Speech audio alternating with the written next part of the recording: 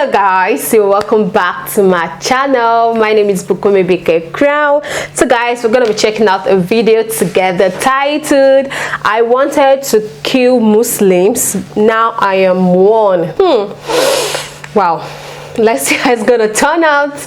Let's watch. I get a knock at the door and hear two guys in a suit. I'm from the FBI. The first thing I have to say is, what took you guys so long? I told them the truth. I was going to make my own IED, and I was going to set across the Islamic Center over in a bank's parking lot, and I was going to dial it in and just watch the show. Growing up, I saw a movie, and it was Rambo. Rambo was tough, respected. He had intestinal fortitude. I said, that's what I want to do. I went off and joined the Marine Corps. I wanted the action. The first time I got shot at, I remember looking at my watch and I says, man, this time last year I was in English class. I fought several times in the Middle East, Desert Shield, Desert Storm, South America, Philippines, Somalia. I think the worst things that I have seen is dead children. I had to suck it up. I had to be there for my guys. Each one of those teardrops stands for a confirmed kill. I stopped adding after 26. Where I was taught, Marine Corps, just own it and then let it go. But there comes a time when there's too much of that and you can't turn it off anymore. I want you to give me a window into your state of mind at that time.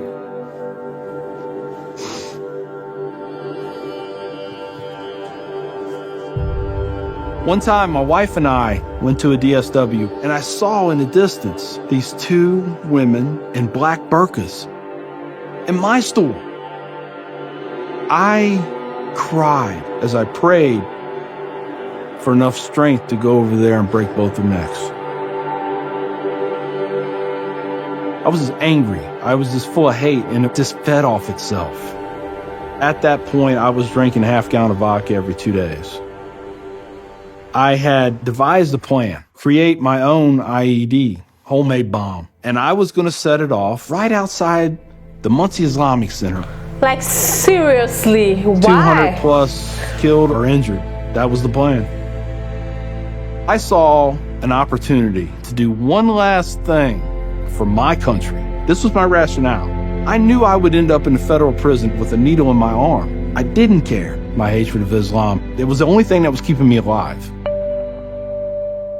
So one day my daughter comes home, second grade maybe.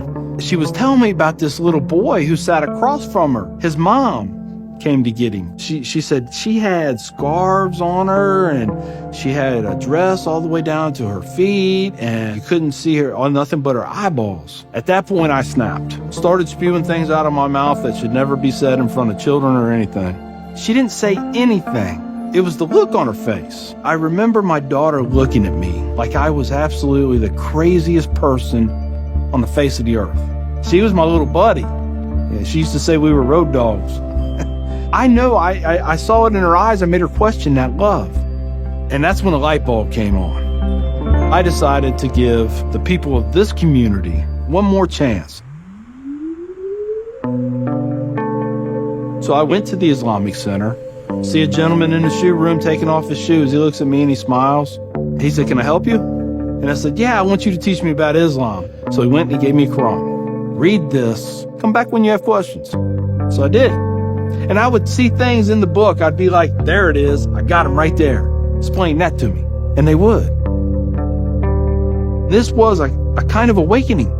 Long story short, 8 weeks after that first day I stepped into the Islamic Center, I became a Muslim.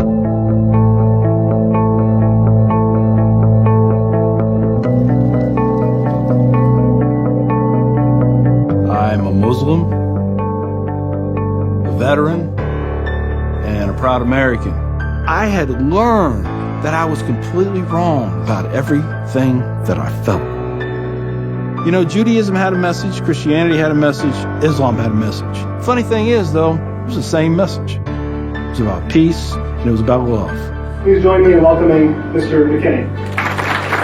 My big thing is now to stop the hate. Nothing good has ever come out of hatred. I've done too many things. I've hurt a lot of people. I have to live with that.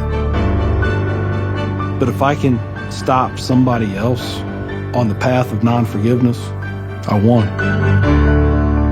Wow, that was so brilliant and touching, guys. One thing I would say is that never discriminate. No matter the religion you find yourself, don't say that because you're Christian so you look down on Muslims, or you're a Muslim you look down on Christian. Any religion you are into, don't you ever do that. Like, just follow your heart. And I like the fact that this man actually had a change of heart, and he saw things the wrong way. You know, there are some things that you just don't have to, you know, see it from afar. You need to move close to them. You need to get to know this kind of things before you conclude that, oh, this thing is bad, you want to destroy this. I was glad that he took that step, he took that decision. And I would say that the daughter was one of the person that actually pushed him to make a change of heart. Yes, if not for the fact that the daughter spoke to the dad, and he was looking at the dad that, why would you want to destroy, you know, Muslims? Why do you want to, you know, massacre them? What have they done?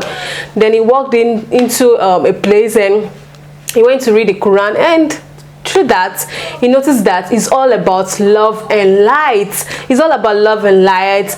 And don't you ever look down on any religion. That is the most important thing. The most important thing is follow your heart, you know, believe in what you're doing, and serve the God you're serving. Yeah, wow.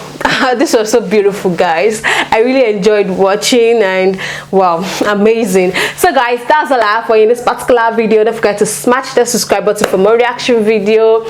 Like, share, and comment. I'll see you guys in my next video. Bye.